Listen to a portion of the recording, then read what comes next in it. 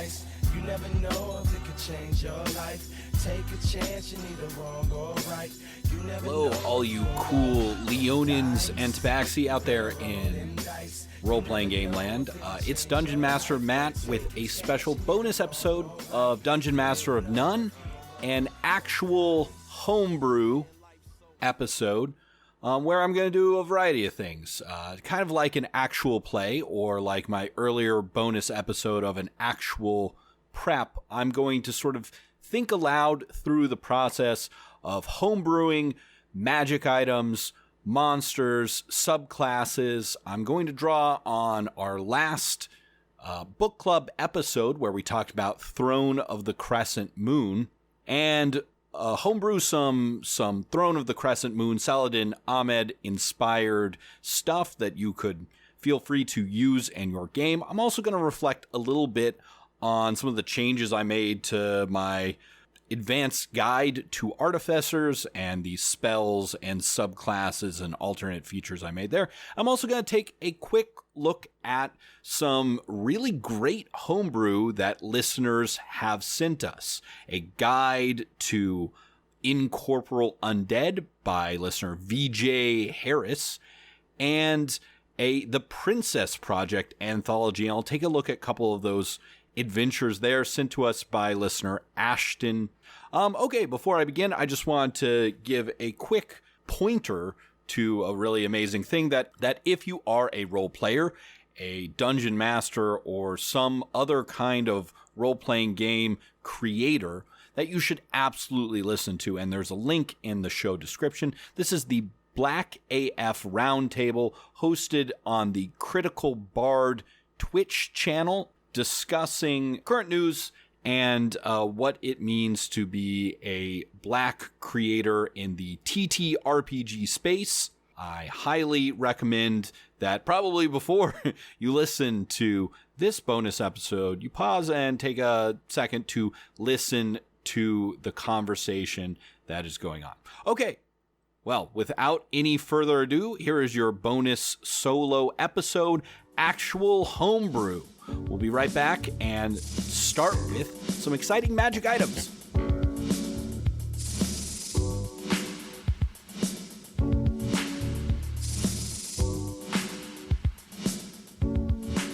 Rashid heard a noise. Without warning, his feet were swept out from beneath him. He fell hard onto his back. The wind knocked out of him. Above him, a light flashed in his eyes, and he felt suddenly nauseated and disoriented. Sorcery of some sort. These villains had accomplices outside the shop, he realized, and cursed for being ambushed so easily by common criminals. This was one of my favorite scenes from Throne of the Crescent Moon, where the sort of arcane trickster character, the revolutionary Falcon Prince, employs a expendable magic item to, slow down one of our main characters. The item is described as a small mirror, which kind of shatters or cracks after use. The characters call it Dazzle Glass. And it just reminded me of how much I love throwing lots of expendable magic items that are very low level and situational in use for player characters. Things like Thunderstones, that, you could imagine, experienced adventurer having 3 or 4 of these types of things, like a Thunderstone or Alchemist Fire, in their pouch. But you could also imagine a common bandit might have acquired one, and it gives them a leg up over their competition. There's also something great about the image and imagination of using a mirror to stun someone else. We imagine so many times in films, the hero uses a shield or some other reflective surface to shine a light in an enemy's eyes, giving them a momentary advantage. And you have to think that alchemists, artificers, or wizards have come up with a magically enhanced version of that. And so that's kind of what I wanted to create. When creating magic items, it's super easy to just sort of plop down a +1 thing that adds a bonus to this, and those are great. And players love those really powerful things. Sometimes you have to put a little more work into the feel of how a magic item is used for something that isn't just raw power bonus. I think Solid and Ahmed has done the hard work for us here in that this is a very descriptive idea, right? You catch the light, you shine it at a foe, and it temporarily dazzles or stuns them. Okay, so when I make these items, I just want to make items that like the players can feel how they should be used in a magic way, right? In that idea of, shining a reflective light of a glass into someone and it has a magically enhanced effect. So there we go. We've got a strong feel for this. All right. And I like the idea of a disposable magic item. So this isn't going to be but you could absolutely make this something that recharges at dawn, right? When the first sun's light crack over the horizon, you get another use for this. Okay. Let's think about some stats for the Dazzle class. My goal is to make a uncommon magic item. So that basically, even though it has a fair bit of power, because it's a single use, it's like a slightly okay potion. Therefore, it's okay for it to be uncommon. It's going to have a set DC, which means that, beyond lower level creatures and foes, it's not going to be as useful, but it's going to be powerful at low levels and still have some utility into mid and high levels for taking out a minion or something like that. Okay, so it's an uncommon magic item, and I think let's dig into the stats, right? How do we want to represent being dazzled and, in Ahmed's description, knocked off your feet? Well, prone is easy enough, so we can add that. That's a condition under 5e, and conditions, come up less often than maybe I wish they did in these types of things. And looking over the conditions, right, a good one to represent what I want this to be useful for, right? This is like a personal flashbang of an artificer's arsenal. I'm thinking, obviously unconscious, petrified, paralyzed. These are all too powerful. Stunned, however, right? You can speak, but falteringly. You can't move, or you're also incapacitated, which means that you can't take actions or reactions. You automatically fail strength and dex saving throws, and attacks against a creature have advantage. Perfect. And I think, if we make the Dazzle glass something that provides or imposes the stunned condition, but for only one round, that's super useful in that you can use it to take out a minion that's chasing you, but you can also use it in a battle to, grant your allies advantage on attack rolls. That's super useful. And because it's only one round, we don't have to worry about it being too overpowered. Though I do want to think if there's any kind of logical limitations I can put on this. So prone or stunned. Stunned, I want to check and make sure, and this is kind of the process I go through when I'm homebrewing, what other things actually provide stunned in the game of D&D. So let's see, we've got monks at 6th level can stun with a single key point. Okay, so this is stunning someone for a round is not too powerful at low levels. Other things like a Vrock's Screech or can also stun. Powered word stun is a automatic stun for creatures under a certain hit points, but that's till much, much later. So it's definitely got to have a save, right? Like the Monk Strike or the Vrock's thing. And I'm noticing in those two things, and in Power Word Stun, the save is always Constitution, right? So, yeah, I guess you could put in an argument. Dazzle Glass is a magic item that sort of shines a magical light, knocks you down. Should be a dexterity save because it's light. But it seems like, there's all these unwritten rules in 5th edition about different types of saves and things. And if everything else that's imposing stun is a Constitution saving throw, I want to keep it like that. Okay, we just need to set a DC for this saving throw, which if you fail, you are prone and stunned for one round, though I guess in 5th edition that should read until the end of your next turn. I think the DC needs to be comparable to what like a low-level wizard could create, so your DCs are always 8 plus a proficiency bonus plus a relevant modifier. If it's a low-level thing, we might imagine them having a proficiency bonus of 2, a spell casting score of something like 14 or 16. So that's going to get us a DC 13. That way it doesn't outshine things like the Wand of Web or Wand of Paralysis. A DC 13 Constitution saving throw, right? And again, right, the usefulness of this is...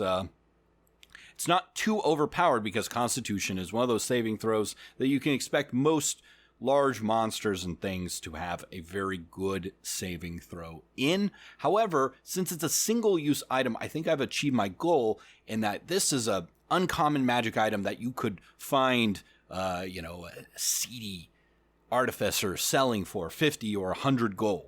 Right? Something for players that they could actually spend money on. Not one of those 5th edition magic items that are so rare, no price tag can be put on it. All right. Now, I think I want to spice up just a little bit to make it slightly more interesting. There's this strong theme of, you've got a mirror, a shiny mirror, dazzle glass, and then, it blinds, knocks down, and stuns someone. But thinking back to that movie idea of, you use your lighter to, your Zippo lighter to shine a beam of light into the enemy's eyes, and this is the way you win the day. You can't really do that in the dark. So I think I'll put in just a rule that, dazzle glass can only be used. And then, of course, I need to go back and check my environment rules. In areas, so I use the correct terms, in areas of bright light that are not lightly or heavily obscured. So you have to be outside in the daylight, in a bright moonlight, or next to a torch or something that provides illumination. So, there's a time when you can use it, a time when you can't. And of course, we should put a range on this. Let's put 60 feet. That sounds fair enough to make it super useful. Okay, I'm going to pause here, officially write up the description of Dazzle Glass. Blinded by the light, wrapped up like a douche, another runner in the night. Blinded by the light, wrapped up like a douche. And here's my official stats. Dazzle Glass, wondrous item, uncommon. This enchanted handheld mirror can reflect light into the eyes of a foe, knocking them prone and stunning them. As an action, when standing in an area of bright light that is not lightly or heavily obscured, you can reflect a beam of light toward a creature you can see within 60 feet. The target must succeed on a DC 13 Constitution saving throw or be knocked prone and stunned until the end of your next turn. Once used, the Dazzle Glass cracks and is no longer magical. All right, there's an official write-up that hopefully allows players to use it creatively, but with no ambiguity about what it actually does, which is, I think, our goal.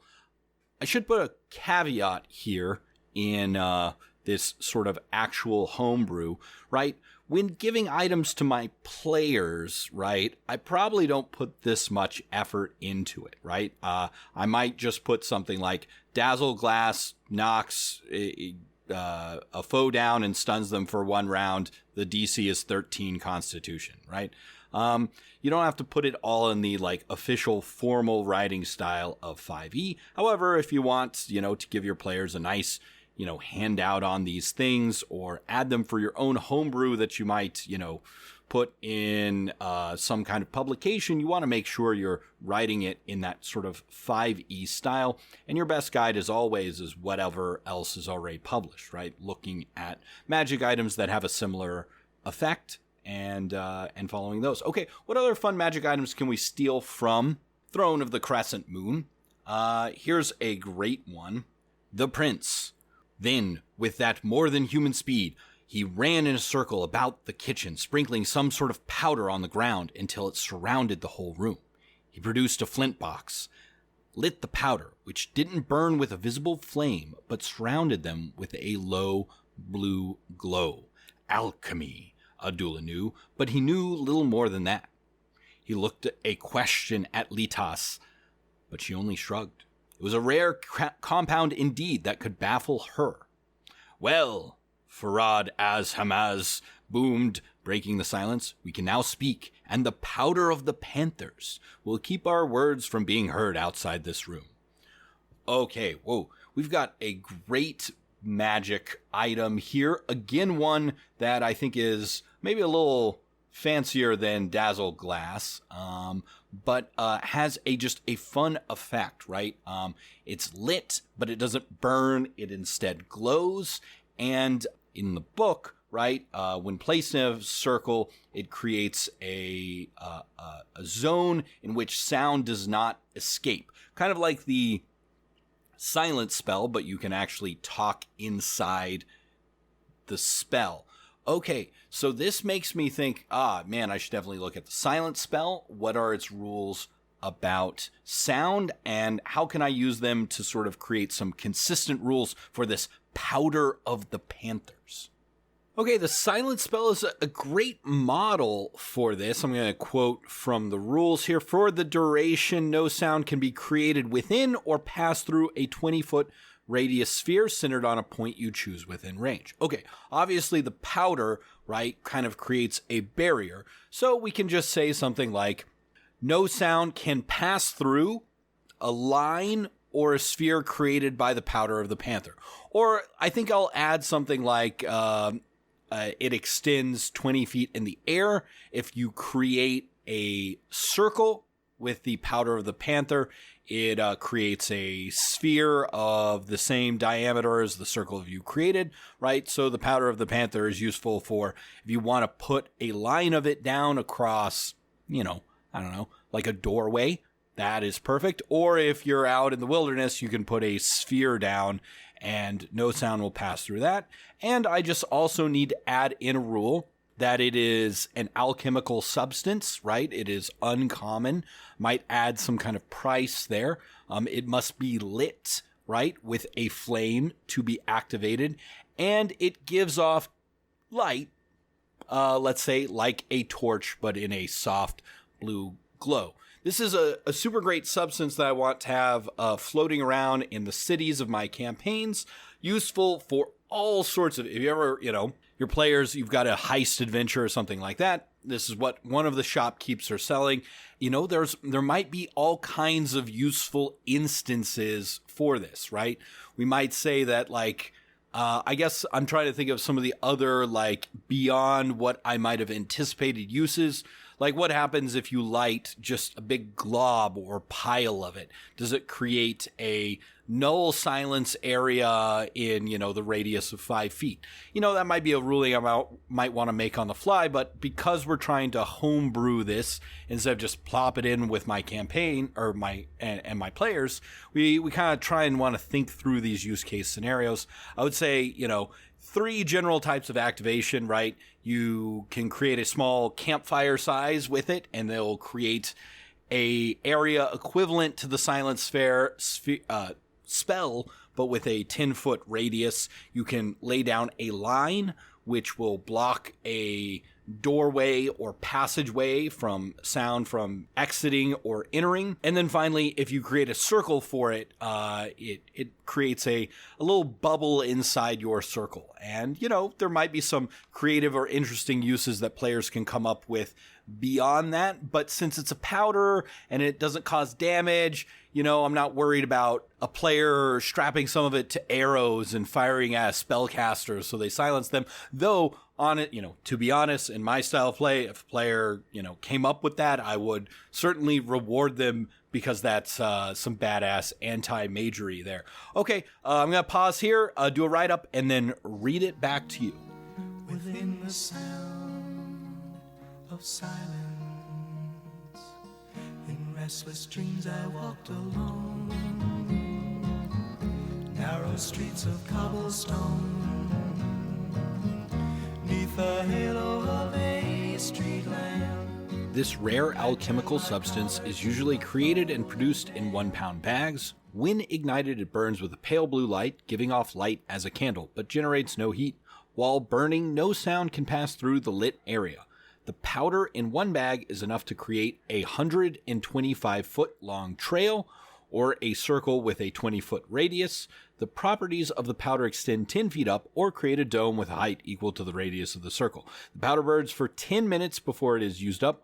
Water, sand, or breaking the circle disrupts the properties of the powder. Once used, the powder turns to ash. There you go. The powder of the panther. I had to do a little math, a little pi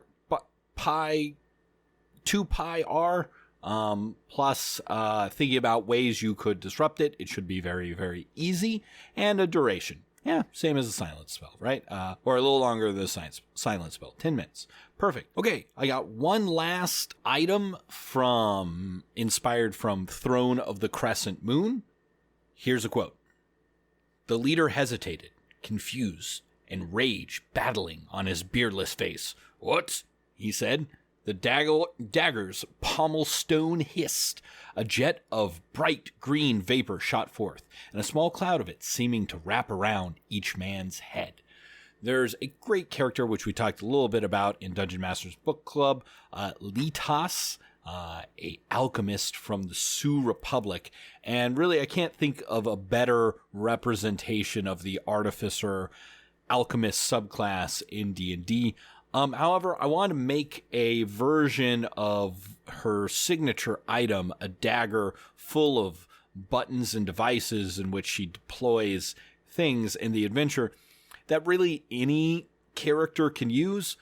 So I think earlier editions of Dungeons & Dragons, and, don't quote me on this, had lots of, maybe you have to go back to 3.0, had lots of options for swords and daggers and things with stuff in their hilts or in their blades. I always thought that was really cool, maybe just because it was like one of the first books I read, borrowing, what was it? Sword and Fist, the 3.0 fighter supplement from the library, may have been the second Dungeons & Dragons book I read, and it confused the hell out of me because it wasn't an adventure or a rule book, it was a supplement. But anyways, one of the things that's always stuck in my mind is, adventurers should be able to rig up all their gear with fancy stuff like this. So I'm thinking, all right, how do I want to represent this in the rules? Now, this could be, a magic item for sure. Absolutely, you could make a dagger, shoots out a cloud of beguiling gas. But, I'm maybe just building off the powder of the Panthers, wanted to make something that was, again, kind of like slightly more expensive adventuring gear, something that players can, sink their money into. That isn't necessarily a magic item, though there's no reason why this couldn't be part of a magic item. So I'm thinking this is a device that you can put in the hilt of any standard weapon, and you can pour into that hilt any of your standard adventuring gear substances that you can find in that chapter. So looking over it, we got Alchemist Fire, we got Alchemist Acid, and we got Holy Water. And the downside to all these, and why characters of 5th level or higher end up not using them, is they all take an action to use. But I think about, sort of pressing a button in the hilt of a dagger and it releasing a spray or a vapor or vaporizing alchemical substance that might be hidden in it, is that that seems something like something an adventurer could do that's faster than a regular action. And maybe if I made it like a bonus action, then it would still be an attractive option for players to use. I think I should also add in some kind of text in the rules that if you could also put, because we also have magic items that are in liquid form. We've got potions and we've got oils, and, you know, having a dagger where you can put a oil of sharpness in and then deploy it faster than normal, that's not useless. That, in fact, is pretty useful, right? Or even, honestly, right, what's going to be most common, a potion of Cure Light Wounds, right? How cool is it if you have a rogue that has a dagger with a hidden potion of Cure Light Wounds and another one with a hidden potion of Alchemist Acid, and while they're making a getaway on one of their turns, they use a bonus action to hypo-spray themselves a cloud of Cure Light Wounds and breathe it in, and it has the same effect as the potion, and then on another turn use a bonus action to spray out a vapor form of Alchemist Acid and dissolve a lock that they couldn't pick. That, to me, that sounds appealing. Okay, let's see. Are there any other rules or flavor considerations I want to think of? Well, okay, if I know it takes a bonus action to deploy, that's good. That's why it's better than just drinking a potion or throwing a vial of alchemist acid or splashing some alchemist fire on something. There's got to be some drawback. Okay, obviously one is you have to have this special dagger, and it obviously should have some kind of cost, a couple $100 gold probably, right? Fancier than normal, you know, maybe not as expensive as a telescope, but more expensive than a magnifying glass, right? There's obviously some jewels involved and detailed mechanisms, but there should probably be some other drawback besides cost. Well, you can't just load anything into it. It's probably not like you put in a vial, like ramming a bullet into a rifle. It's like you got to pour through a funnel like the alchemist acid without exposing it to air, and it takes a while. So we'll just say it takes a while to pour whatever substance you want in it. So really you can only put in a new substance if you want to take a rest, right? It takes 10 minutes. A minute is probably good, right? You can't do it in combat.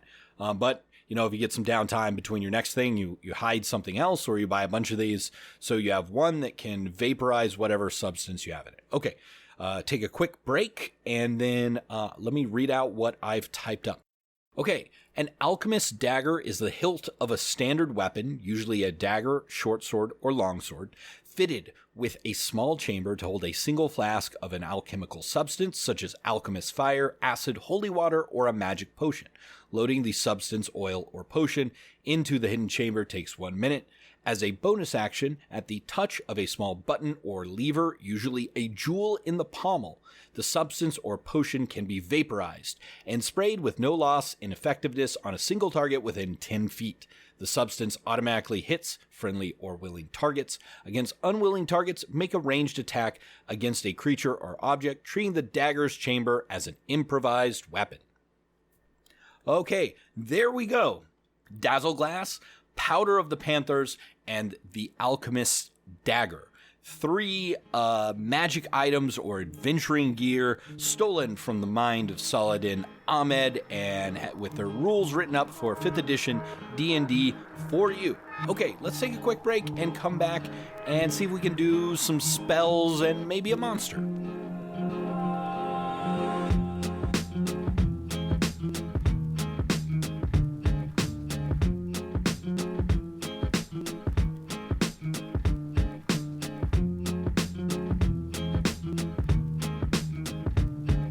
Okay, let's see if we can make some new spells based on some of the fun things we read in Throne of the Crescent Moon. Making new spells is hard, and you don't necessarily need to do it. There's tons of third-party spells and already published spells and spells from previous editions, and I find, at least for me, it's quite easy to make higher-level spells that reshape things and time and destroy stuff.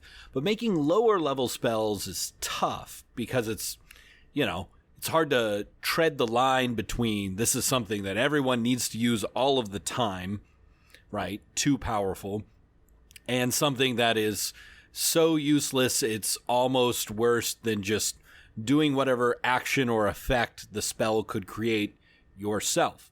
Okay, let's get a quote from Throne of the Crescent Moon. A confident grin split the famous thief's mustachioed face. Adula shouldn't have been able to read the man's facial expressions quite so clearly at such a distance. An address spell was at work. Then, the kind that supposedly only the Caliph could afford. Every person in the crowd would have the same clear view of the Falcon Prince, would hear his words as if he stood beside them, and would find themselves not coerced by the prince's magic, but open to hearing what he had to say. It was likely the only reason they weren't panicking or fleeing. What a great moment from the book, and what a great spot for a spell that isn't quite covered by the current D&D rules.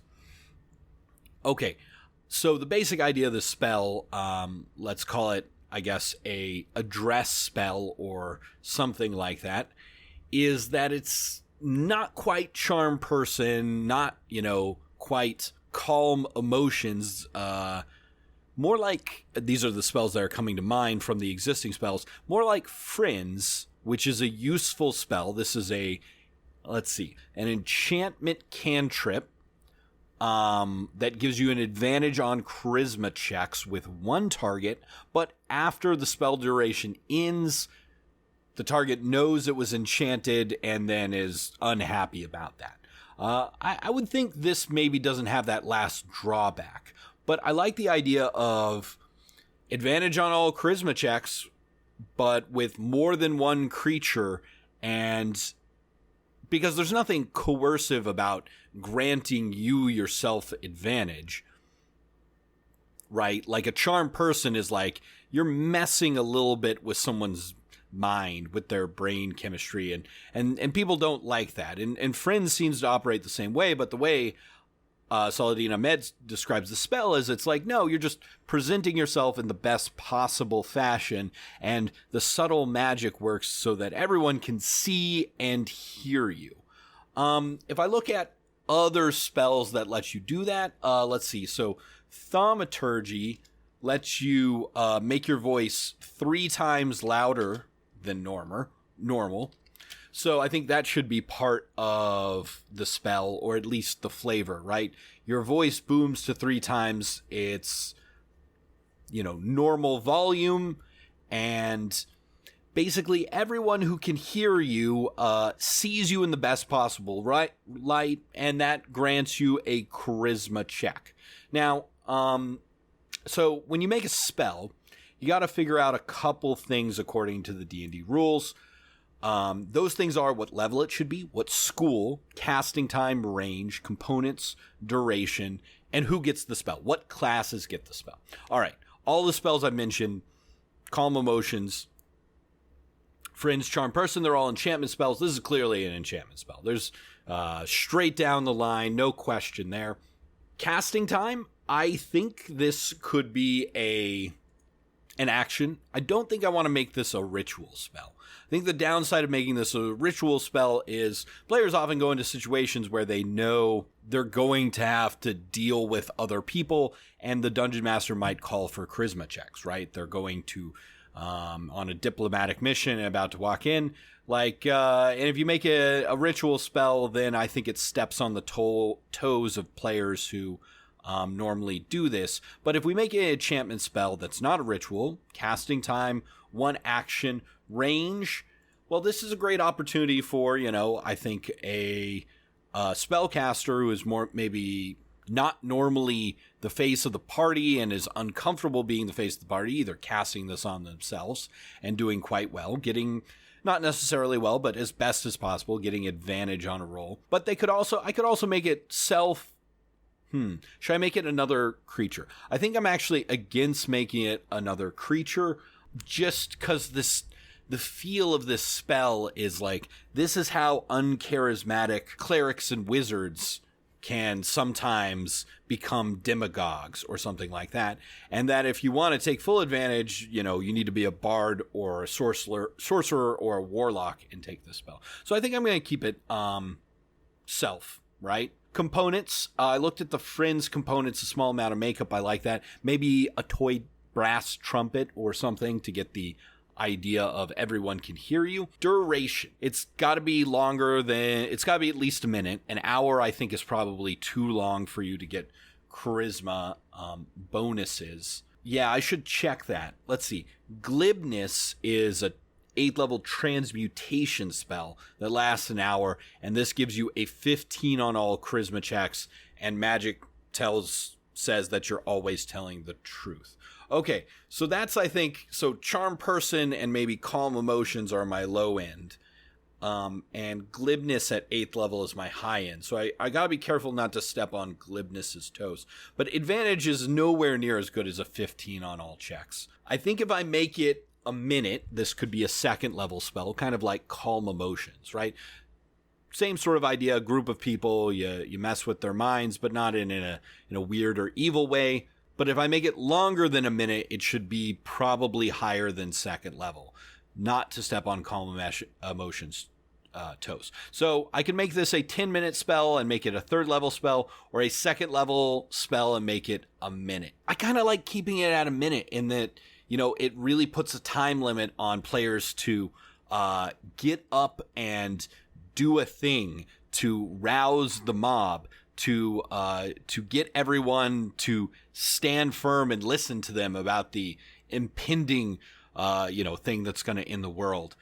So maybe a minute's fine. I may have to take a look at that on a second pass, but I'm going to leave it right now. Duration, concentration, which is another one of the things you have to learn if you're writing D&D spells. This is definitely a concentration type spell. Shouldn't be able to cast something else while you're casting it. There's more to it than this, but it basically means this is the only concentration spell you can have going on. So, and then what classes get it? Yeah, Bard for sure, obviously. Sorcerer, Warlock, Wizard, Clerics. Yeah, I think Clerics should get this as well. Honestly, this seems like a thing that Clerics might use when preaching to a not necessarily receptive group of people. All right, I'm going to pause here, look over what I've mused on, and give you an official write-up of the spell.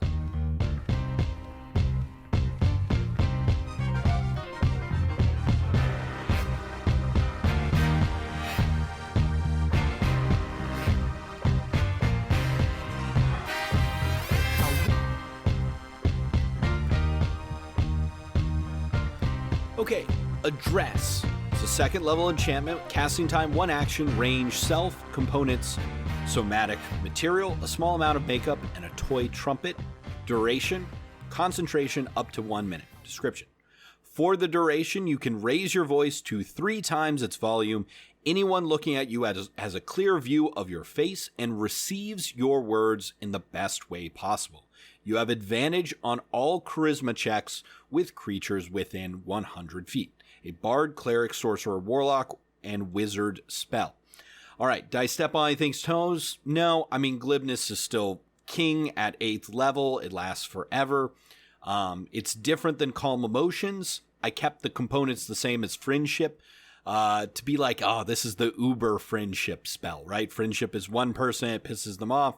This is the big one. So there's a little nod to that with the same components plus the toy trumpet. I think about other spells that can give you advantage on ability checks. Well, of course, there's Eagle Splendor, aka Enhance Ability, which gives any target advantage on charisma checks for 1 hour. But that's a 2nd level spell as well. The difference between the two, and I think they're different enough, is this one is self only. It lasts for a minute as opposed to an hour and can affect a lot of people. So I think there's still a place for each one. Obviously, Eagle Splendor is for, yes, let's buff someone before they head into the high court or whatever. This is like, I want to address a crowd. All right. So there's enough differentiation between the existing spells, and I think we have a pretty good description. All right, let's move on to the next spell. Here's a quote, once again, from Throne of the Crescent Moon. Miri shrugged. Of course I was interested. I'm the font of all knowledge in this city. My spy had to use a very expensive scrivening spell, but the scroll proved useless to me. It cost an obscene amount to copy it, but the jest was on me. All but the title of the thing was in a thrice-ciphered version of hidden script. Okay, so here's a spell that I think is missing. Some kind of scrivening spell, some kind of copying spell to copy a text. We have, like illusionary script and things like that. But, if you are trying to run maybe a little more Shadowrun-y Blades in the Dark game with D&D, and again, maybe you should play those games instead of D&D, but, if you want to have that one-off where your characters have to go in and steal magical secrets, like this could be a really fun spell for them, right? So the idea of the spell to me, right, would be that, the caster touches text, a book, or even honestly something carved on a wall, right? Any bit of written text. And then it is immediately copied down with the, I think, important caveats that, okay, so I'm thinking about ways for players to abuse this. Obviously, this can't copy a magical scroll, right? If it copies a magic scroll, it fails. I got to put something in there. Otherwise, players would use that. What if they try and copy like a really giant book onto a small page? I think I should probably like set out limits to what it can copy, like something like, I don't know, 10 pages of a book, 10 feet of scroll, or I don't know, keep it simple, 10 square feet of carving on a wall. Or instead of setting a limit, I guess I could have it be like, it can be copied onto your sheet, but it gets really, really small. You might have to use a magnifying glass to use it. That seems a little too complicated. Okay, let's get back to, now that we've got the basic idea for what the spell does, this is very much a out of combat kind of utility spell. Unlike Address, which, is probably prepared as such, could still be used as a combat spell or sort of an on-the-fly spell occasionally. This one's definitely a spell you want to prepare for. So we got to choose a level for this. Considering like illusionary script and Nistral's magic aura are like low-level spells, this feels like a first-level spell to me, right? And things that, take stuff that you have, maybe ink and paper, and do something else with it. It's not illusion, right? It's physical stuff. So that's not the school. It's not exactly evocation as well. So if you're not sure what to do with the spell, it's probably transmutation, right? If there's no clear definition for what it is, it's transmutation. And I think that fits, right? You're taking a blank sheet of paper or something like that and transmuting it into a copy of something else. Should this be a ritual spell? Yeah, hell yeah, right? Obviously, a 10-minute casting time for a ritual is faster than anyone can copy perfectly 10 pages of a book. What has prevented mages from copying things this way all the time? Well, like Miri in the book said, this is maybe an expensive spell. So it should probably have an expensive material component. What's our target here? Probably touch. And we should define the text. It should be, one written text, either on a book, scroll, or engraved into a wall. And should this take time for it to copy out? No, probably not. This should work instantaneously. Okay. So components, verbal, somatic, definitely want those. Material components, I'm going to put down paper, parchment, and something expensive. Fine inks, made of indigo, and what's something that is rare ink. I wish I knew more about the history of printing and stuff like that. And deep sea squids. Deep sea squid ink worth 50 gold, which the spell consumes the ink. Boom. That's why Miri is complaining about it, because that's a lot of freaking money for anyone who is not an adventurer. And that's why that it's still cheaper to pay a monk a couple silver a day to copy a text or pay a scribe that much. Okay, let's pause here. I think I'm ready for an official description and give that to close by, don't you let them fade away. So you'll remember what I forgot to say. Write this down. Scrivening. First level transmutation ritual.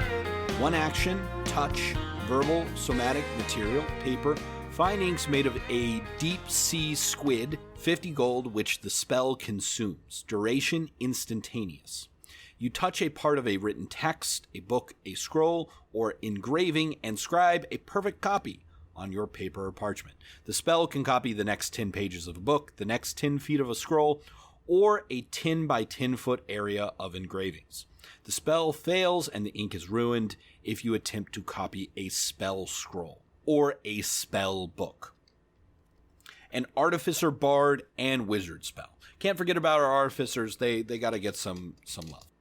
Okay, let's make a monster. Here's another quote.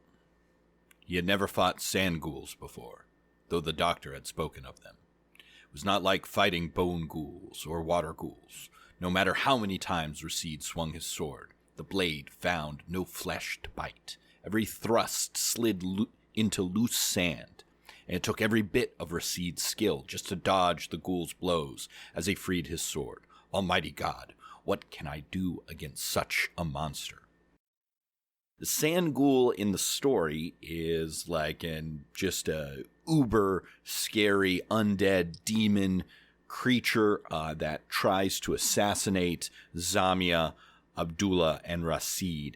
And you know, ghouls and ghasts are fun monsters, and they're usually, I think, sort of set out as like things that infect crypts and are eating dead bodies and stuff like that. But I like the idea of this sand-themed ghoul that could maybe be used as an assassin or kind of a striker monster, right? Sent in groups of 1, 2, or 3 to take out the enemies in the service of some evil necromancer or cleric. So with that kind of theme in mind, I want to get to how it's described in the book. The description is like, you know, it's a humanoid creature, the evil look and big long arms and claws, kind of what we think of when we normally think of a ghoul, yet its body is made of kind of rolling sand, and it's described inside as filled with, I think, a skeleton, but also swarms of desert insects, centipedes, scorpions, scarab beetles, other really creepy things. And I mean, that's a great look. So, you know, this is a monster where you can describe, you know, your player's weapons harmlessly bouncing or sliding through sand. There's no vital organs there, and underneath you catch a glimpse of just a rolling mass of gross scorpions and stuff like that. Amazing. Okay, so I want to figure out, you know, what general challenge rating I want to make this. Looking at ghouls, they're a lower level CR1. A ghast is, what? Is it up to CR2? I want to make this a little more challenging than either of those. So I'm thinking CR4 or 5. I'll know when I'm done. I'm just going to start with, again, if you're making your own monsters, I think this is the best advice. Start with something, right? Start with a already existing monster and modify it from there. Again, you'll find a limited amount of use from the rules for creating a monster that start on page 273 of the DMG. Me personally, I find they're mostly there as a nice check to make sure that everything seems kosher, right? Copacetic, right? None of our attacks are too high or damage too low or something like that. We can kind of check what we come up with against the general outline. But I'm seeing, you know, CR5, that's where we get a +3 proficiency bonus. Armor class should be maybe around 15. Hit points 131 through 145, etc., etc. Attack bonus 6. All right, so I've taken the gas stats here, and I know I want to up the hit dice. Generally, the size of a monster's hit dice is based on its size. I'm not thinking that sand ghouls are actually bigger than gas, right? I think they're just kind of that assassin, so they should stay a medium-sized creature and a D8, but I'm going to up the hit dice to 11d8 to really get them to a CR5 and up the Constitution bonus to like a +3. So I calculate that out, 11d8 plus 33, that's going to be 82 hit points. And since they're an assassin, I'm going to up their speed too to 40 feet, and to really like make them a deadly opponent, I'm going to make sure that they have an 18 strength so they can really get some whacks in. I have no problem with the baseline AC for a CR5 15. That sounds good to me. I'm thinking, though, in that description, right, that we read earlier, weapon attacks bouncing off of it. I want to go on to the next lines of a monster stat block: damage, vulnerabilities, resistances, immunities, and condition immunities. So this sounds like a perfect description of a creature that has bludgeoning, piercing, and slashing resistance. I wouldn't give it from everything, but maybe just from non-magical attacks. So if you don't have a magic sword, it is really hard to hurt this thing in the front line. Damage immunities: gas and ghouls are immune to poison. Other higher level undeads also get immunity to necrotic, so I'm going to add that as well. So damage immunities, poison, necrotic. Most undead get immunities to charmed, exhaustion, poison. I see no reason why a sand ghoul shouldn't have that as well. And there's a great bit, if we're thinking about sand, and it gets everywhere, in the novel, where our hero, Dr. Abdullah Maksud, uses a lightning spell to turn part of a sand ghoul into glass and recede, key monk punches it into a million pieces, and that's super cool. So I should, and there's not a lot of things that have damage vulnerability to lightning, so I'm going to give it damage vulnerability lightning, right? Since it has such high resistances to most of the attacks that players normally do, right? Weapon attacks, basically all. It's good to give it a vulnerability. Now, this is where you also might want to give a monster saves or skills, but I think a sand ghoul is just a fury, hatred-driven killing machine. I don't think it has any special skills or saves, so I'm going to leave that part blank. I don't think sand ghouls can talk, but maybe they can understand commands of their masters, so I'm just going to put languages. Understands common. I think I've settled over looking at, AC 15, 82 hit points. This is probably more of a, again, you always want to make these by making comparisons to other things. I'm going to look at some CR4. So, there's plenty of monsters that are just a thing that can attack you. And let's make sure we have that set together. Actions. So ghouls and gas make a claw attack or a bite attack. I don't really see the sand ghoul biting, but I do like, its giant claws made of sand. If we look at most CR5 monsters, this is kind of the tier where most monsters, when they make an attack action, they have multi-attack. They make 2 attacks or more. This should definitely have multi-attack, so I'm going to put multi-attack. The sand ghoul makes 2 attacks with its claws. Let's see. I'm at a proficiency bonus of 3 here. Strength score, I'm upping that to 18, so its melee weapon attack should be a +7 to hit. Is that out of line for a CR5? It's a little on the high end, but not terribly so. +7, 5-foot reach. Claws of gas do 2d6. This is going to be up to with a +4 bonus, and I think I'll keep the paralyzation effect. It's a low constitution save, and it can turn really deadly really, really quickly. Now, what about special abilities? Like I was sort of getting at, you never want to make a monster that's just like, it's a thing that attacks you. What things can we make to make it a memorable and exciting encounter for the players? Well, first I want to think about its role as an assassin and its description and how I can come up with a quick and easy special ability to give it something like that. I'm imagining a sand ghoul might sort of blow through an open window or under a a shoddily made door as a cloud of sand and dust with maybe, insects skittering around in it. So, yeah, I'm going to give it some kind of squeezing ability. I'm just going to look at like air form or water form from air and water elementals that have something, call it cloud of dust and vermin. The sand ghoul can move through a space as narrow as 1 inch wide without squeezing. Okay, this gives it an assassin ability. It can kind of get in there and at the players. I think I'll keep turning Defiance because ghouls and ghasts have that, so it has advantage on saving throws against effects that turn undead. But I really want to... I haven't done anything with the fact that it is made of sand layered atop bones and a swarm of scorpions and centipedes. It would be fun to add something that mechanically reflects that cool and creepy visual. Maybe it's because we just reviewed the mythic traits from Mythic Odysseys of Theros, but I like the idea of adding something and borrowing from that and borrowing from 4th edition. Monsters often had special abilities that triggered when they were bloodied, right? Reduced to half hit points. And I'm kind of imagining, right, you finally sliced it up and insects, scorpions, and scarabs and centipedes pour out of the sand ghoul.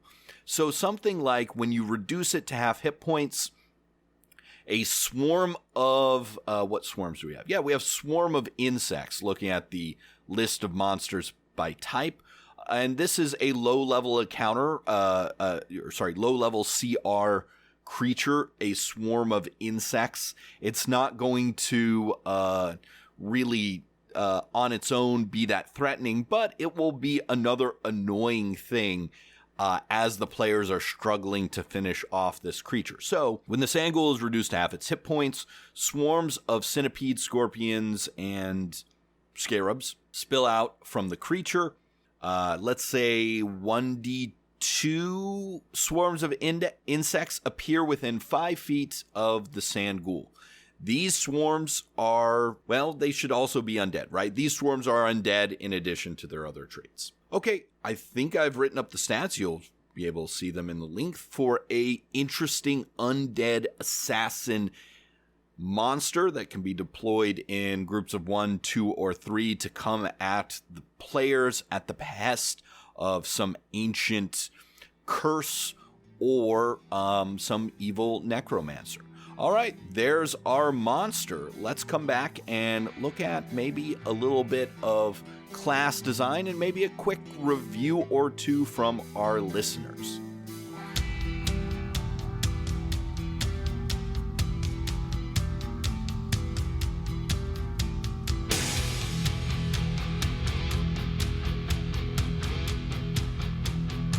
Before I get on to reviewing some of the stuff our listeners have sent us, I wanted to talk just a little bit about personal experience, sort of revising some more detailed homebrew. Rob and I made a supplement for the Artificer class, and then Wizards went and dramatically changed it for the final official publication in Eberron Rising from the Last War. So we had to kind of go back to the drawing board and remake some things. They added a subclass, the Battlesmith, that was incredibly similar to our Warsmith, but one of the paradoxes of designing for someone else's system is that the more stuff they have for whatever particular thing you're designing for, kind of the easier it is to make sure it fits in terms of feel and balance, but the harder it is to make something in terms that there's less original space, if that makes sort of any sense, right? Now that there's more Artificer subclasses, it's easier to kind of balance and create things that we have, but there's less room for an original idea for a subclass. So the Artificer changed kind of excitingly the way homoculi work, which was really a boon for me because I was able to go back, redesign, and rework all the ideas for different kinds of homoculi, right? The description in the final published class says, your homoculi can look like whatever you like, but the idea that, you might have a homunculi that has different mechanics is still missing. So I was able to rewrite an abalester, sort of a crossbow homunculi, the smart jewel docent homunculi, a sneaky homunculi, a shadow self, and give them all unique rules that fit with the new stats for homunculi.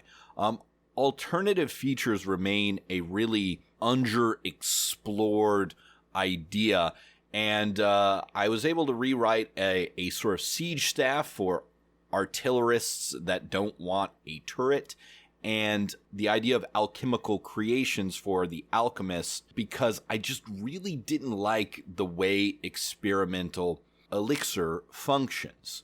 It's just sort of a little random and a little underwhelming to me.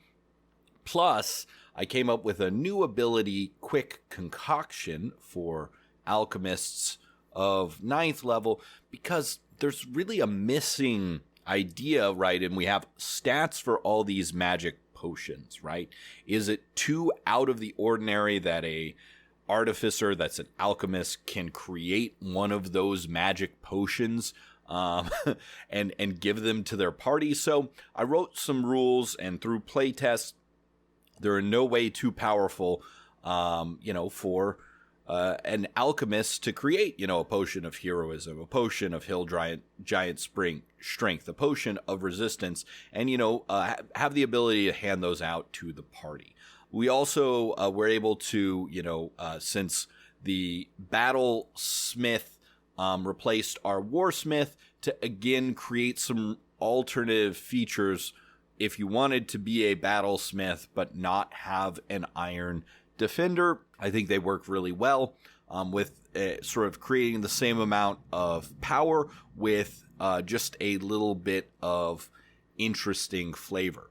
We went back to the subclasses, and the alchemist, and again, this is, the paradox, served as a great template for rewriting, under the new rules, the arcanist, a sort of specialist in the mystic underlying magic that allows the artificer to create shortcuts to all the magical effects he or she can create. And we're able to really clarify and drill down on what we wanted the arcanist to be. Someone who is just really good at magic, but in the mechanical sense in the party becomes kind of like that mastermind rogue or the bardy version of an artificer. So it's got a very clear mechanical role and a very clear thematic ability. So I was really happy with that one. We also were able to, just because there's more ways we can figure out how to balance these things, come up with a couple new subclasses since ours were kind of replaced. The first was the inventor. We were like, Artificer has this great class ability in that they can replicate magic items, right? And so they're the ultimate idea of, if I can figure out what I need for the day, kind of like a wizard. If I know what spells to prepare, I can really do some cool stuff. But we thought, there should be a role for someone who could occasionally make up an infusion on the fly. We thought that was such a cool mechanic that the inventor, based around this idea of an unstable infusion, could, as an action, quickly create a new infusion that might address a challenge that a situation presents itself. It lasts an hour. The inventor also gets some abilities that focus on the replicate magic item infusion. And if you like that infusion and you want to be an artificer who specializes in replicating magic items, this is the subclass for you. Their capstone kind of subclass ability at really high levels is hack spell, which I think is kind of fun, but it's so high up you don't get it. Really the core, make an infusion on the fly, right? Why didn't wizards think of this? This is great. We were really happy with where the inventor turned out. We also went back to our well of 3.5 material, and there's this fun prestige class called the Renegade Master Maker. And there's someone who replaces parts of their body with Warforged-like construction. They become basically a magical cyborg. And that is so cool. And so we are like, we got to have a subclass that expresses that, especially now that Eberron, rising from the last war, added these items that can replace missing limbs on someone. So we built on the rules there to create a subclass for someone who is, wants to become more machine than man. That was a fun one to create, and that is, core mechanic. It draws on kind of like the Battlesmith, the ability to get some extra melee and tankiness abilities like the armor or the Battlesmith, but kind of a choose your own options thing. I think this will flourish for players who really like selecting among options in a subclass. The last, and my personal favorite, the one I have run a bit of as a player, is a subclass we've called the Wand Slinger. So Eberron talks a little bit about wand slinging, and that this is something that lots of people in Eberron do, but this is a subclass for people who are absolute masters at pulling out a wand, loaded up with a cantrip, and shooting someone. There was an idea of, a artificer with a bandolier of wands in an earlier iteration of the Artificer, but that got dropped from the Artillerist as they refined the class, made it more about turret and stuff like that. And I thought, oh, that is too bad, because there is room for an Artificer who, creates a turret and, rains destructive spells and stuff like that. But there's also room for an Artificer who is quick on the draw and has that bandolier of wands. So I ended up adding some more. There's all these tricky things in D&D 5th edition rules that you don't notice right away. For example, there is a special type of spell. It's called spells that require an attack roll. And it is only keyed off on, I think, one rule, which is the feat spell sniper, which specifically calls out this subset of spells. And there are not a lot of spells that require attack roll. It's things like Scorching Ray, Ray of Sickness, Eldritch Blast, to name a few. Firebolt, I think, would be, Ray of Frost would be a big one. These are all spells that require attack rolls. Most spells, require the target to make a save of some kind. But for me, this subset of spells like screams Wandslinger, because you're the one making the attack roll. They can crit. So I wanted to build off some abilities on that. So the basic idea of a Wandslinger, their core ability, right, is they can create and imbue wands with extra cantrips that can only be cantrips that require attack rolls, and they get additional attacks with those. A bonus to hit, like they had the archery fighting style with those. I ended up, because there's really only, if we put aside Eldritch Blast, and I think we should, because so far the rules have said this is a Warlock only thing, do not mess with that, so I didn't want to mess with that. But I added a couple more spells that require attack rolls, so a Wand Slinger can run the gamut of minor effects that cantrips have, like slowing or pushing back, and different damage types beyond fire and frost. I've got a little bit of force, a little bit of electricity, a little bit of thunder, so that, you can imagine a wand slinger, ducking behind a barrel, pulling out a wand in each hand and letting off a blast. Later on, the wand slinger also gets some kind of trick shots that they can do, modeled not exclusively, but I took a little bit from the Battle Master here, and I took a little bit from the existing Artificer subclasses where they can burn spells to get extra of their subclass abilities, like this is something the Alchemist can do. And then eventually, Wandslinger, as they level up, becomes the only class that gets expanded criticals with its special focused ability spells that require attack rolls. I also went back to our new infusions and spells. I'm not going to spend too much time talking about these, But as they added a bunch of infusions that overlapped with ours, we went back to the well of old material and new ideas to come up with infusions that expand the Artificer's list. And I think we still have 12 new infusions.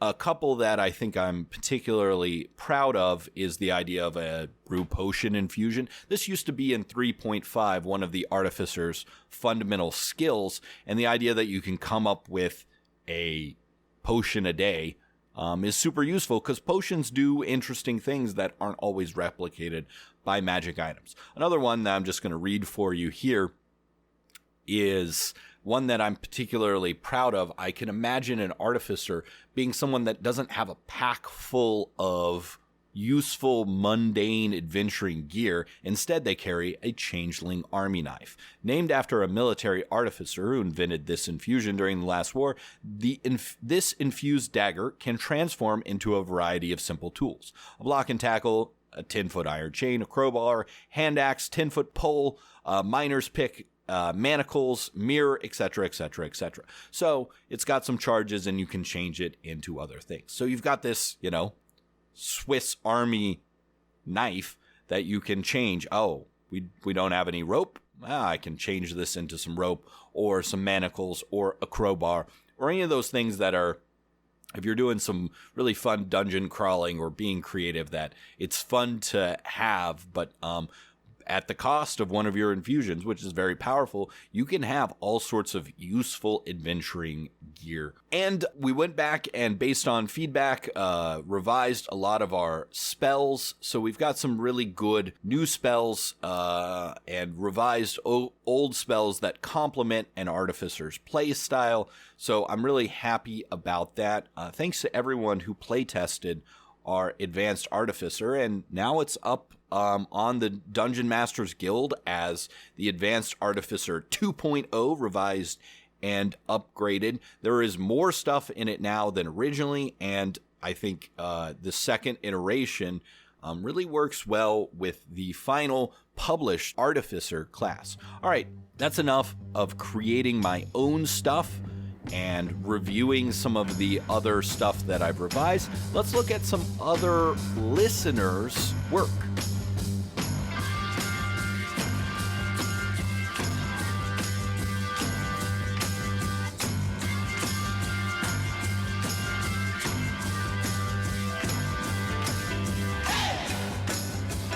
All right, here's our first letter. This letter is from VJ.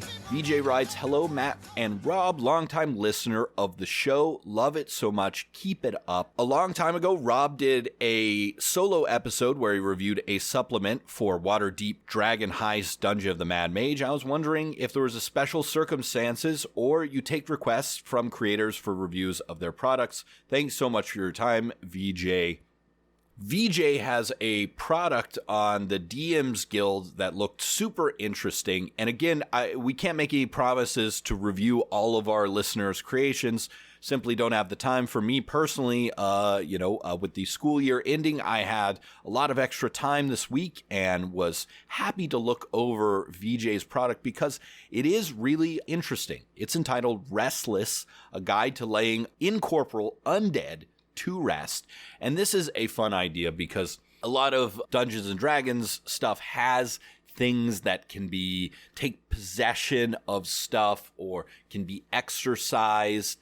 And a couple earlier editions and Pathfinder have done some interesting stuff with rules for haunts, for example. And this is, I think, a really fun supplement that VJ has come up with.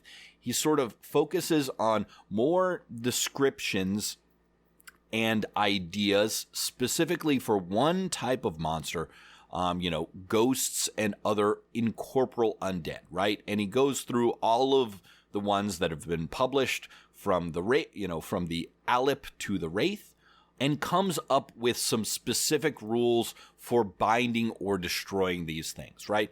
And I think the more, as Dungeon Masters, we can think critically on, oh, here's a encounter where something's haunted by a poltergeist, a specter, or a ghost, about how we can make that a fun and memorable challenge for our players that isn't just destroy this thing with hit points, but how do we get rid of it, right, based on however it's cursed or became an undead, the better.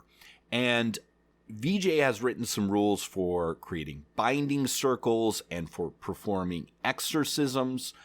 My take on this is the more of this, the better, right? Now, if I have a critique of this idea, I would focus in my own personal games, right, on the idea that a ghost or a wraith needs to something specific to why it is undead has to be changed in order to completely remove it or put it down.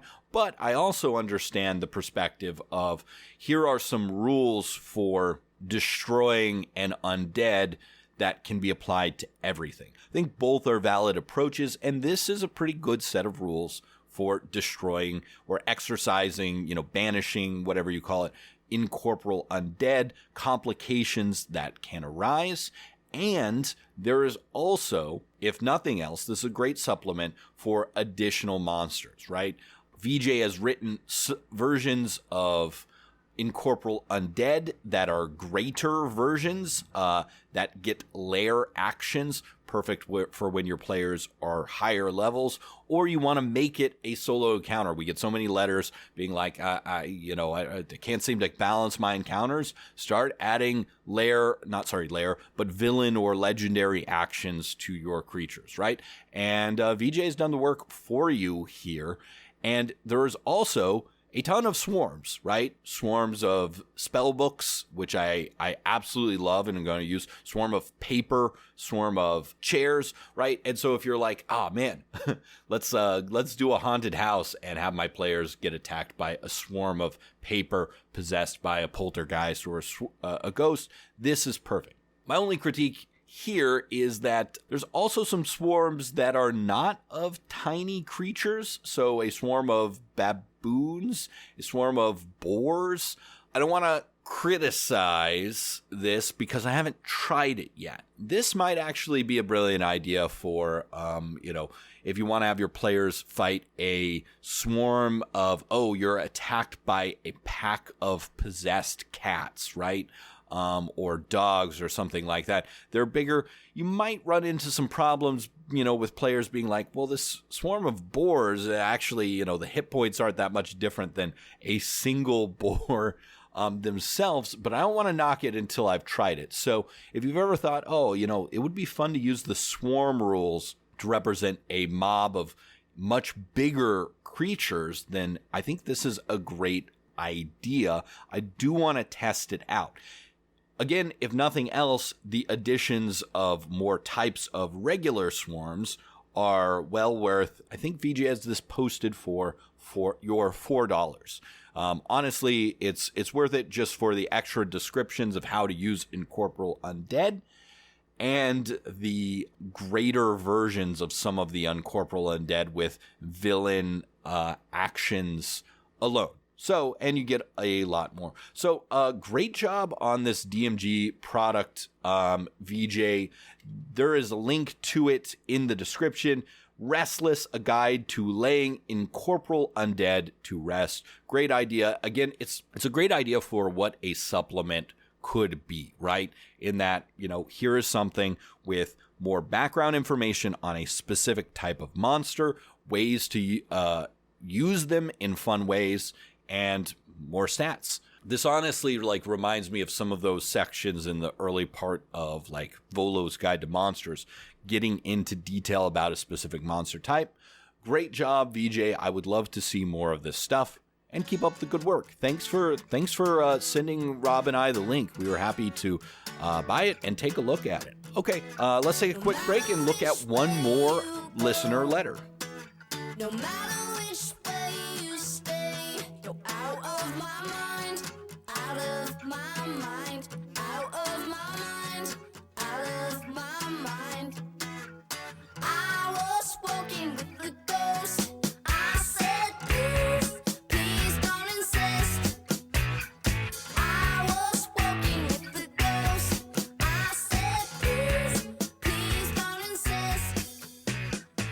Last letter of the day is from Ashton. Ashton writes, telling us about the Princess Project, an anthology of Dungeons & Dragons 5th edition materials on the DM's Guild.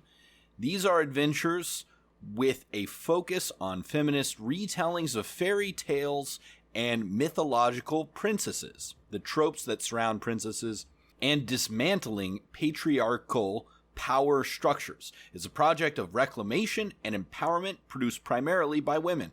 Princess Project princesses are inspired by the likes of Swan Lake, Sleeping Beauty, Beauty and the Beast, and The Odyssey. Best, Ashton.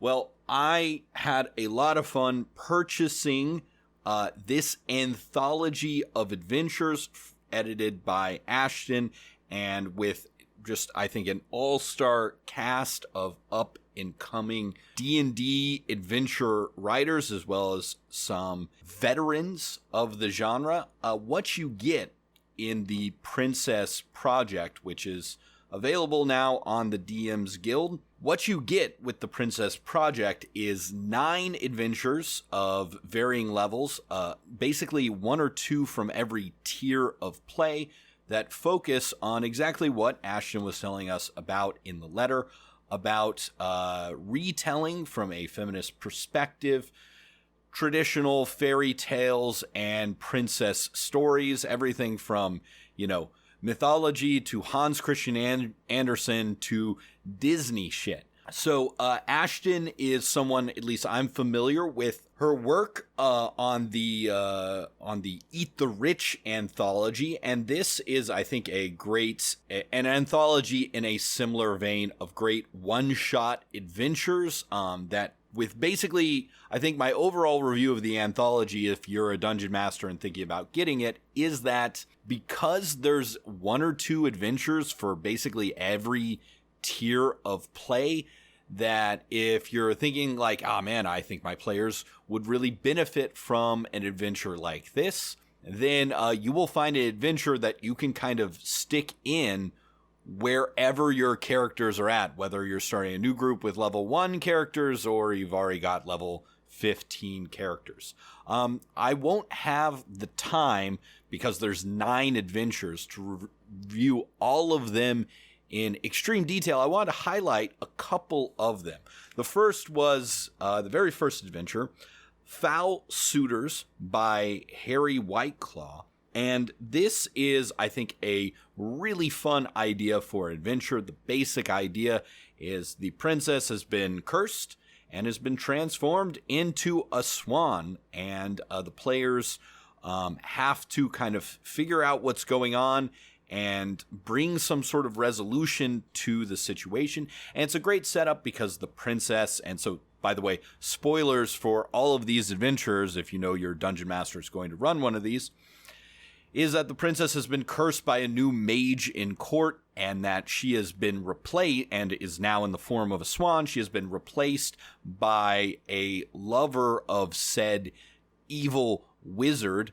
And the players, are first tasked with catching the swan, figuring out that the swan is actually a person, and then figuring out who is responsible for this and lifting the curse. There's lots of ways to expand this adventure, and if you're like, man, I'd love to incorporate some ideas from the Untitled Horrible Goose Game into my Dungeons and Dragons, then this is the game for you, because you've got a swan causing problems in a castle. It's a perfect adventure for level 1 characters, because there's nothing that prevents level 1 character, no those barriers in this entry. Plus there's a great mystery to unravel. Who is the swan? Or first, why is the swan acting so weird? Oh, okay, the swan is actually someone else. Who is the swan? Okay, who cursed them? Who is the false princess, etc., etc. It's a great sort of setup for a mystery invention. It's like, if anyone is familiar with, everyone's 3 favorite panels from the Hellboy comic, is that a swan? It's got a gun. blam blam. It's the same thing, but with swans and knives, and it's a great way to start off an adventure. If I have any critiques of this, is that there's very little advice for how to run the villain who actually did the curse and what they might be trying to do to stop, because they have all the incentives in the world to stop your players from figuring out what is going on. So along with that, and there could be a few more clues, right? We're big fans of the 3-clue rule in adventure writing to add to the adventure to encourage your players to discover on their own how to lift the curse and stuff like that. Those are my only tiny critiques of this adventure, but I think as you kind of translate it to your own game, they're all easily remedied. So a fun one-shot, Foul Suitors by Harry Whitelaw. I also wanted to talk about the second adventure in the anthology, and this is Tying the Knot by Sharene Gilchrist. Tying the Knot is, again, a one-shot about two princesses of neighboring and rival kingdoms that have different cultural and religious backgrounds, falling in love and agreeing to marry one another, not only out of love, but to in the constant warfare between their two kingdoms. And this is a heartwarming, beautiful gay wedding story for your players. And of all the adventures, this was one of my favorites in terms of conception and ideas. There is just so much you can do with this idea, and just looking over the adventure just for the idea is by itself worth looking at this adventure. However, as much as this was one of my favorite ideas for an adventure, my critique is the main idea of how the story plays out, which is the adventurers are hired to secure 8 religious items that are necessary for the complicated wedding ceremony to go forward. While it is fun that it allows players to explore maybe a new city that you might want to have them base further adventures in. So in that way, this adventure is a really good module for introducing characters to a new location that you want to be their homes or hub for further storytelling. A 8-part fetch quest, even if all of the fetches are very short, to me is not very exciting. However, I think if this is something you're willing to put some work in, there's a bunch of ideas for ways that this could be, I think, a more active storytelling adventure instead of just go to a place and find an item. For example, the 2 princesses come from different religious traditions. The princesses hiring the adventurers to preempt maybe some religious extremists who object to their future monarch marrying someone from a different religious tradition would make a great sort of story that they have to do this because we have some ideas that they're going to try and disrupt the wedding. Or if you want a diplomatic side of an adventure, I'm often reminded of all of the shenanigans in all of the European monarchies whenever a monarch wanted to change religions or marry someone of a different faith, that often there was some sort of legislative body or council that had to approve, a small council or a parliament or something like that. And, you could easily see one of these princesses or both of these princesses and fiancés to hire the adventurers in order to go as neutral third parties, convince a parliament or a couple key members of a parliament to approve of the wedding, and then giving the players a bunch of options for how to either strong arm, convince, or otherwise, do quests for members of parliament in order to get their stamp of approval.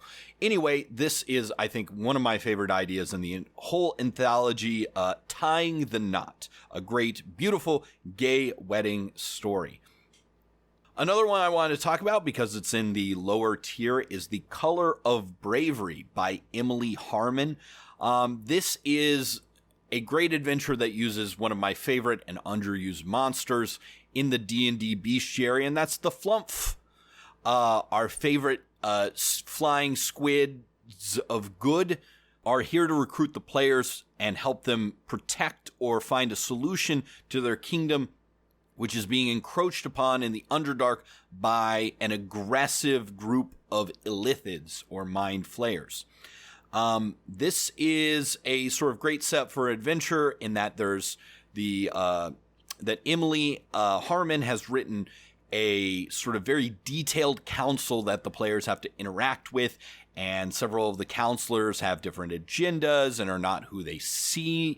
There's a secret diva in the council and a secret intellect devourer in the council. I love adventures like this. My only critiques of this is that the flumps arrive on the surface in sort of a dramatic way. I know as when you write these modules, you kind of have to give a hook where anyone could use it, but this is so clearly set for players who are already exploring the Underdark that you can easily create a different hook for how the players discover this good flump kingdom of Humphroesia. I love flump names. So there's my only critiques of this is there could be more details on clues to find these hidden counselors. Again, 3 clue rule, you can't go wrong. And then that the last part of the adventure, which calls for the players to help the council formulate a plan of defense, flight, or alliance, or something else, is that it's very short. It's very abbreviated. This is probably going to be something big that happens, whether evacuating an entire flump kingdom or a big fight with mind flayers or a diplomatic mission to seek an alliance out. All of these need more advice, encounters, and things. But again, I understand that you gotta get all your adventure in a very short space. So that's my only minor critique on that one. The 4th adventure in this anthology is Heir to Chaos by Peter K. Harris, and the players happen upon or are sent to a princess who has discovered that she is full of wild magic sorcery and is afraid that this power will consume her, and the players are tasked with guiding her through a dungeon that will help her sort of master this power. This is an interesting idea for an adventure, and it definitely cuts into all these tropes that this anthology is all about. For me, this adventure is maybe not one I would run as is, and but with one quick change, I can tell you why. I think I would have a tough time getting players invested in this adventure in that it's running a NPC through a dungeon specially made by one of their ancestors to help them understand their power. Now, for me means this is maybe one of the weakest adventures in the anthology. Still not bad, but again, one of the weakest. However, if you have in your party a wild magic sorcerer or a warlock of the fiend in your party whose pact goes back to their bloodlines, and you want to tweak this adventure to be about one of your characters, then it could be one of the strongest. However, again, running, telling someone else's story, unless it's an NPC that the players have already been introduced to and care about for some reason, I can see some problems, running an NPC where the dungeon tells just things about that NPC, whether instead of to the players themselves, right? Players will run into the sort of why are we even here syndrome through this adventure. So maybe on the weaker side, unless you switch out the NPC with one of your players on this adventure, Heir to Chaos. Next one I really want to talk about, and this one is vying for top spot for me. Again, hard to choose here because there's lots of great adventures, is To Wash Away This Dirt by Carlos Cisco. This is another one of the Tier 2 adventures. To Wash Away This Dirt is a story of resistance to colonization and conquest. And if I'm not mistaken, the author, Carlos Cisco here, is drawing very much on the story of La Malinche, or Marina. the Mesoamerican enslaved person who was a assistant or translator or aide to Cortez. The story takes place with the adventurers being summoned by a council of a small kingdom in the Valley of Divine Abundance, and being tasked with that council to kill the kingdom's own princess, who everyone or some of the counselors are sure has betrayed them to a group of hobgoblin conquistadors which are marching on the valley, and unless something is done, will overtake and destroy the city. And so what the author here is doing is playing and inverting a lot of parts of this old story, and it's really just awesome. The players, after sort of accepting this quest, and of course it would be great if your players were from this kingdom, right, have to go to the seek out the hobgoblin headquarters, interact with a couple of warlords, and find out what's going on, and possibly apprehend or kill their own princess, who, you know, lots of people think have betrayed them. They have a chance to discover what the actual goals of the princess are in this adventure, is making a literal deal with the devil to betray the leader of the conquistadors by linking up with Zariel, one of our favorite arch devils from D&D mythology. However, the players also have the opportunity to discover, right, that, you know, there's not all is good in Zariel's protection, comes with some pretty nasty caveats. And why this is one of the top adventures for me is not only because I love this play on a historical story of Cortez and La Milicia, is that, you know, it really presents sort of difficult choices for the players, right? Do they help out the princess? Do they kill the warlord? Do they not figure things out and let the princess go through with her plan, which is a good one, but has a hitch? Do they capture the princess and take her back? Do they help the people afterwards defend the city or escape or try and pull off something else to do something else? Do they all end up dragged to Avernus? Hey, you want another way to get started with Descent to Avernus, as Rob and I said? Here it is right here with Carlos Cisco's To Wash Away This Dirt. One of my favorites in this adventure. Another one I wanted to talk about was The Silver Princess by Brittney Hay. This is a great retelling adventure of, you know, a princess being captured by the dragon. A princess is cursed, a dragon appears, everyone assumes that this dragon has captured the princess. A bunch of different interested parties and suitors try and get the PCs to go rescue the princess. Obviously, they find out that, or they have a chance to find out that, in fact, the dragon is the princess transformed.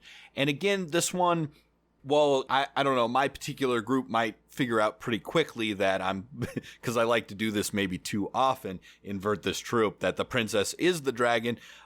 This is a fun reveal for your players. And again, it has the opportunity for the players to resolve this issue in a number of different ways, right? To help the princess embrace her power of, you know, being able to turn into a dragon in a new way, to deal with her variety of both good, bad, and horrible suitors. This one reminds me of that great episode or short story in the Witcher series where, you know, a bunch of different parties are hunting a dragon. Of course, there's a twist. There's a dragon who's part of the hunting party and all sorts of other things. Sorry, spoilers for book 1 of The Witcher and season 1 of The Witcher. But it does this very well with the addition of some great flipping of traditional princess tropes. If I have any critiques of this adventure, it's small in that the players, it sort of suggests that the DM already give them kind of one hook of one of the suitors to hire them. It would make more sense the players get to choose which suitor they're working for, or maybe decide to work for a neutral third party. That way they can then, compete with other dragon hunting parties and then help the princess make their own final decision instead of having to be linked with a suitor at the beginning. But that is actually a really easy fix. So The Silver Princess by Brittney Hay. This one's again another second tier adventure, 5th through 7th level. Love to see these lower level adventures that do really fun and crazy things. There are a couple of other adventures, and I know I'm going pretty long here, so I need to wrap up. I just want to mention there is a inversion of the Sleeping Beauty adventure, Golden Plates and Golden Rules by Jessica Marcrum. The other adventure that I'm not going to talk about is a great high-level adventure, Love's Bind by Noah Grand. Another literal deal with a devil, Archdevil Mammon, again trying to marry a princess, and the players dealing with that. But again, another one that vies for my favorite is, and this is a 3rd tier adventure, 10th through 11th level, The Regent of Ithaca by Catherine Evans. And if you're like, ooh, Ithaca, is that in Greece? Does that have to do with Penelope and Odysseus? Then you are right. And if you're thinking of a great adventure to run in the plain of Theros, then here you go. The basic idea of this adventure is the heroes are recruited by not Odysseus, but by Penelope. And what they have learned is that Penelope's husband, Odysseus, has been gone on his, mythic journeys for a very long time, but he's getting close to getting back. Just kind of like in the story, he's, one port away from the palace participating in a storytelling contest. He's going to show up soon. The problem is, Penelope has been ruling the kingdom in his absence, and ruling it, okay, Odysseus is fine. He's great at adventuring and quick thinking and storytelling, but, maybe he wasn't the most competent administrator. I can hear George R. R. Martin's voice in my head. What was Aragorn Elessar's tax policy? How did he reform the peasantry, in my mind? And yeah, maybe this is a very believable and perfect idea. Yeah, maybe Odysseus wasn't the most competent ruler, but regardless, the quest giver here, Penelope, wants to stay in power. And while she doesn't wish her husband death or destruction, maybe she realizes that Odysseus was really in his prime while he was out having these mythic adventures. And so she's hired the party in a number of subtle ways to try and keep Odysseus away and get him entangled in further adventures out across the magic seas. And it's a pretty open-ended situation where the players can interact with Athena, witches, Poseidon, try and get Odysseus in some trouble or directly convince him. It's a really open-ended adventure, and if you're looking for a Greek myth-inspired one, I honestly can't think of a better one than this one right here, The Regent of Ithaca by Catherine Evans. If I'm playing a Theros game, or if I'm running a Theros game, I am absolutely going to be running this one right here. All right, I also want to mention that there's a new fun Wild Magic table and trinket table in this book, along with more magic items than in all of Mythic Odysseys of Theros, and a couple of spells. Some are fun. Some could use I think a little bit of work since this is on my mind, since we were just designing spells from a design perspective. For example, Mouse into Servant, flavorful, fun spell. Like Cinderella, you turn a mouse into a coachman or something like that. However, when you look at the spell, you're like, wait, is this functionally any different than Unseen Servant? No, it's not. Make sure your spells don't overlap with already existing spells, right? Make Mouse into Servant last longer or have slightly more options or something like that to make it, things can be fun flavor, but they should also be mechanically attractive to players. But regardless of this, you get lots of fun new spells, and lots of fun new magic items. Plus, I mean, obviously the main draw, 9 one-shot adventures that I think deliver on the promise that Ashton put in her email and in the foreword to this collection of taking ideas of fairy tales and mythological and popular princess stories and those tropes and focusing on a feminist retelling of those stories. So with that, I think I'm going to sign off on this bonus edition of Actual Homebrew. Hey everyone, please let me know if a bunch of other people have sent me their homebrew stuff, and I will get to that on a future bonus episode probably. If you have some homebrew stuff or some things that you've published that you'd like me to buy and review, I can't make any promises, but I will try and take a look. Shout out to Ashton and VJ for sending us your stuff. Everyone else who sent me stuff who I haven't got to yet, my apologies. I will try and get to it very, very soon. And please let me know. Write Rob and I at dmofnone@gmail.com, and let me know if you liked or hated this bonus episode where I sort of walk through my thoughts on making new magic items, monsters, and spells, reflections on my own stuff on subclass and spell design, and reviewing of fun homebrew stuff by listeners. Okay, with that, please stay safe and keep in touch and keep rolling those dice. I'm a boss ass bitch, bitch, bitch, bitch, bitch.